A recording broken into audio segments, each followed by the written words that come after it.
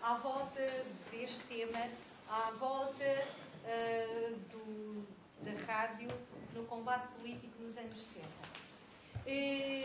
Gostava de referir que decidimos realizar esta terça-feira de Minerva, à volta do livro da doutora Dina Cristo, a rádio em Portugal e o declínio do regime de Salazar e Caetano de 1958 a 1974, o número 39 da coleção Comunicação dirigida por Mário Mesquita, dado que a apresentação feita na Escola Superior de Educação de Coimbra teve aquilo que poderemos chamar algum êxito. Teve bastante êxito no sentido em que foi uma sessão que nos pareceu, ao fim de 2 horas, penso eu, 2 horas e tal, que criou, de alguma forma, uma apetência para que este tema fosse abordado mais uma vez e por pessoas que soubessem e tivessem vivido esta época e tivessem experiência.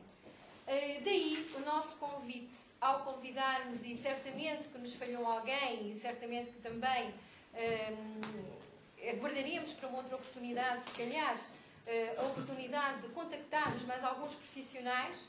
Desta vez não tivemos realmente a oportunidade para o conseguirmos e hoje, como sabem, temos também um sério concorrente em Coimbra que está numa outra sessão que nos levou a alguns dos jornalistas.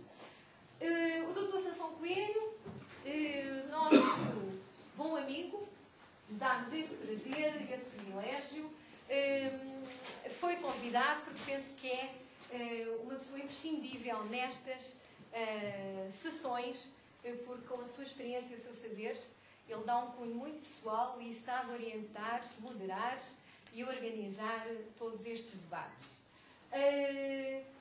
Eu vou seguir a ordem da mesa. O Dr. António Bondoso, tivemos a oportunidade de conhecer há algum tempo e que viemos a saber também que iniciou a sua carreira radiofónica em 1967 na Rádio Clube de São Tomé, passando depois para a ex-emissora nacional em 1973. E nos anos 80 e 90 foi colaborador da RTP na área do jornalismo desportivo e na RDP e na TDM da Rádio Macau exerceu cargos de chefia e de direção. Portanto, eu penso que é um elemento, vamos lá, conhecido de alguns, mas desconhecido de outros. Sou a professora Isabel Vargas, do Instituto de Estudos Jornalísticos da Faculdade de Letras. Obrigada também por estarem aqui connosco. A doutora Dina Cristo, autora do livro e professora na Escola Superior de Educação. O doutor Francisco Amaral, também professor na Escola Superior de Educação e profissional também da rádio. E o doutor Silvio Santos, na Escola Superior de Educação e profissional de rádio. Muito obrigada a todos por estarem aqui connosco. Queria agradecer aos outros jornalistas aqui presentes, à comunicação social em geral, ao Clube de Comunicação Social, que tem aqui hoje alguns de seus elementos, a quem agradeço desde já a vossa presença, aos alunos do Instituto Miguel Torga, aos professores, à doutora Sara Meireles, que está aqui presente também, tinha que ser, da outra vez não esteve, faltou-nos, e foi a pessoa com quem iniciámos na Escola Superior de Educação o nosso protocolo, que tem sido, de alguma forma, uma forma simpática e agradável e penso que útil para todos de dar-vos a conhecer os nossos autores e as 3 coleções de comunicação das edições Minerva de Coimbra. Hoje este debate, essencialmente, e por isso o termos aqui estes profissionais, foi uma tentativa de partilha, porque apercebemos que não haveria nada de melhor do que podermos contar com a experiência de algumas pessoas que passaram, ou que viveram, ou que tiveram conhecimento de como era, qual era o papel da rádio nos anos 60 e na censura, nomeadamente na censura, porque depois das nossas pesquisas e da leitura do livro da doutora Dina, nós chegámos à conclusão que havia um tal empastelamento que se fazia nas ondas que emitiam e que empastelavam as outras para ocultarem as outras ondas emissoras.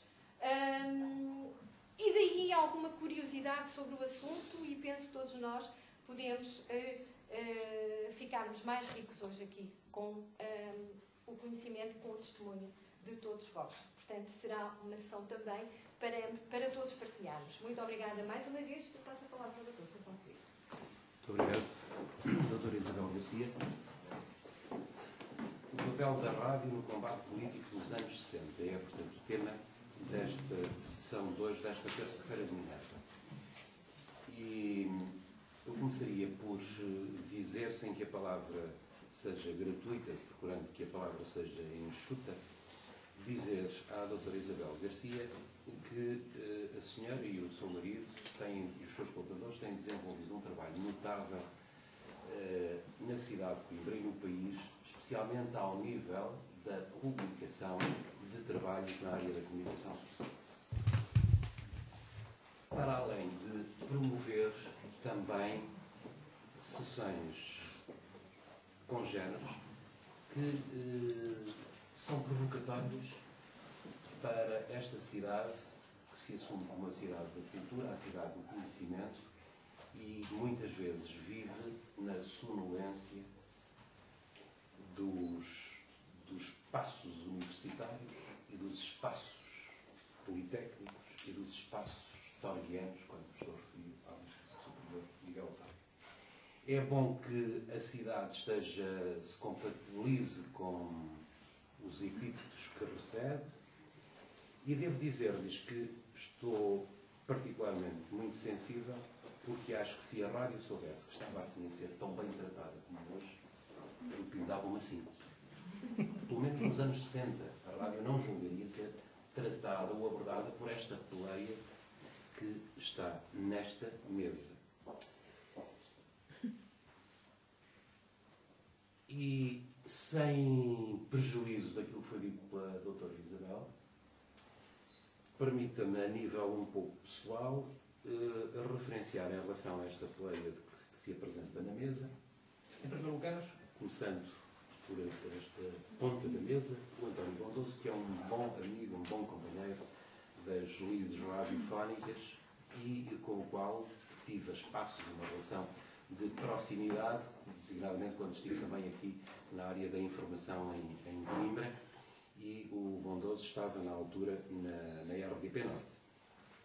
Porque isto de fazer informação a nível regional tem algo que se lhe diga de difícil. É muito fácil fazer informação a nível nacional.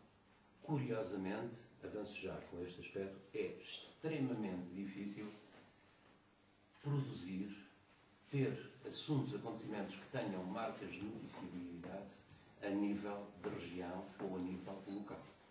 Quantas vezes uma cidade como o Porto ou uma cidade mais pequenina como Coimbra não começavam 2 ou 3 dias antes a meter no frigorífico alguns acontecimentos previstos para terem notícias suficientes para daqui a 2 ou 3 dias. E isto acontecia, de facto, nos anos 70 e aconteceu no início dos anos 80.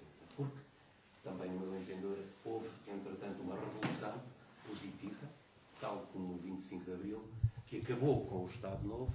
Eu creio que o 25 de Abril trouxe progresso, liberdade para o país. Todavia, eu considero que uma das áreas que mais avançou em Portugal foi claramente a da comunicação social.